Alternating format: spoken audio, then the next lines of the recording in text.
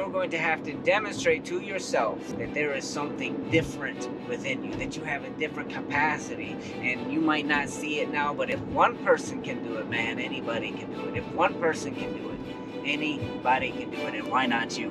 Jon Jones became the youngest ever UFC champion when he's 23 years old. When he was 19, he started to make the shift into sports psychology, and he started to tell himself how bad he was, how amazing he was, like you're the baddest dude, you are the stuff, you are the thing. He started to get into his mind, and he started to build this belief inside of himself.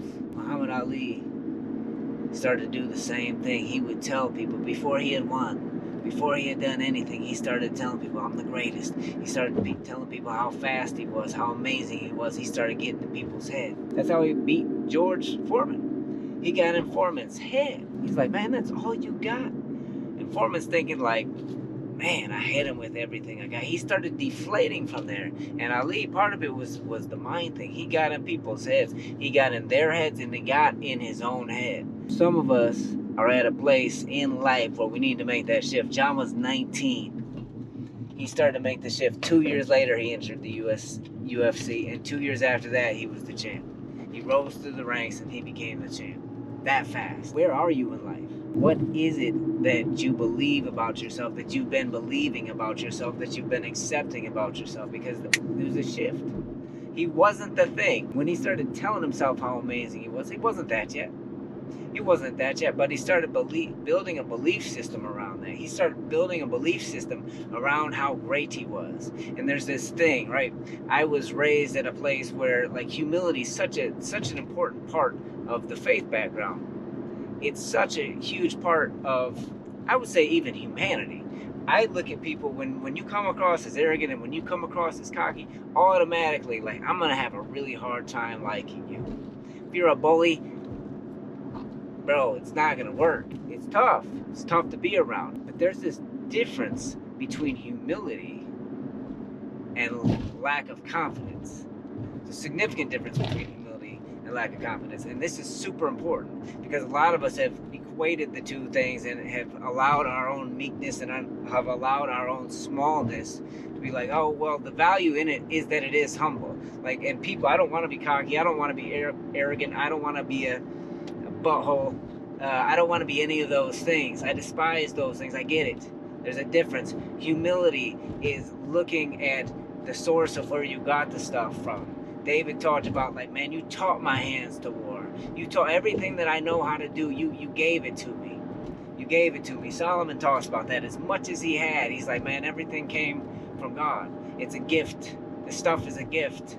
And the gift even is to enjoy it. Like, that's a gift as well, because not everybody enjoys what they have. Some people have a lot and they don't enjoy it. Humility is being able to recognize the source from where it came, and also not look at yourself like you're better than other people, not like put yourself above other people, not allow pride to skew your mindset and make you treat other people poorly. It's the ability to go talk to the janitor and chop it up with the people that are cleaning, as well as walk in and talk to the executive director with that same level of interest, same level of curiosity, and same level of like, man, you're me and I'm you, like we're all in this together, like you're human, I'm human. You got the same hopes, fears, dreams, desires, like you got that same element, like the things that make you tick, the things that make you you. You do not have to lose that to have confidence in you. And in fact, everybody could have like a higher level of confidence in themselves without losing humility and without giving into pride. Get that out of the way and start to build your mindset, because your mindset, the way you view the world, your belief system, that is the thing that dictates what you are going to do. And when you can tie those two things together, when you can bring the faith and the works together, when you can bring the belief and the behavior together, and when you can start to change your mindset and you can start to take the things that you do, take the behaviors one at a time, little by little, and build something different than what you've been seeing, because the life you have now, you've built it over time. You just probably weren't thinking about it. You weren't being as intentional about it. And in order to get to this place, in order to have these beliefs, you're going to have to do some weeding. You're gonna have to do some gardening. You're gonna have to do some tearing down of some belief systems that you already had, and you're going to have to demonstrate to yourself that there is something different within you, that you have a different capacity, and you might not see it now, but if anybody else can do it, find somebody else that you align with, find somebody else that you look up to, because if one person can do it, man, anybody can do it. If one person can do it, anybody can do it, and why not you? Why not you? Why not have you be one of the ones that like has this life that you want to lead, this dream that's in the pit of your belly that will not let you be quiet about the life that you have now. It will not let you be at peace or at rest about the life that you are living now if there's incongruence. Why not you?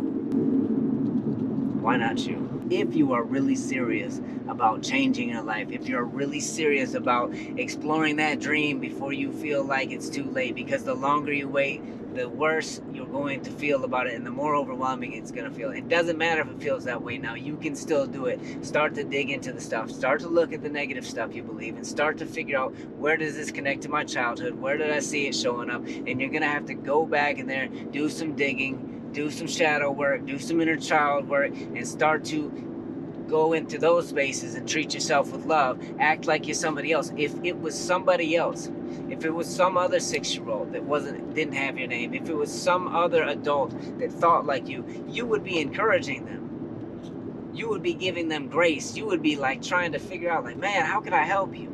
Whether it's a stranger, whether it's like your best friend, whoever it is, sometimes you need to put a different name on your experiences and go back in and treat yourself with the love and the care and the grace and the dignity that you inherently know that humans deserve this, because you often give this to other people so much easier than you give it to yourself. Do that for yourself. Love yourself enough to do that. And then when you've done that, you begin to build up, okay, now here's who I want to be, and here are the ultimate steps. This is what this person behaves like, this is what they think like, and so I'm going to reverse engineer a map from where I am to where that place is, and I'm going to start with the smallest possible things. I'm going to start with the baby steps, because I need to prove to myself that I'm going to do what I say I'm going to do. People think self-confidence is one thing. It's just being confident in yourself. It's trusting yourself. It's knowing that you're going to do what you say you're going to do when you say you're going to do it. So if you have a hard time with that anywhere, start super small. Start super small. Engineer, map out, plan out the path from where you are to where you want to be. And in a month, and in 3 months, and in 6 months, and in 12 months, you're going to look at the progress. And at some points, you're not going to recognize yourself, because you are so drastically different. Imagine that. See it. Feel it. Taste it. The thing that you want. God has given you agency. He has made you something special and something different. Something powerful. He's given you like the keys, man. He's like, bro, would you wake up to what you are, what I made you, the fact that you are created in my image. The image of the Most High, the image of the one that's created everything, the Alpha and the Omega, the beginning and the end, the one who spoke everything into existence. You are my picnic. You're my kid.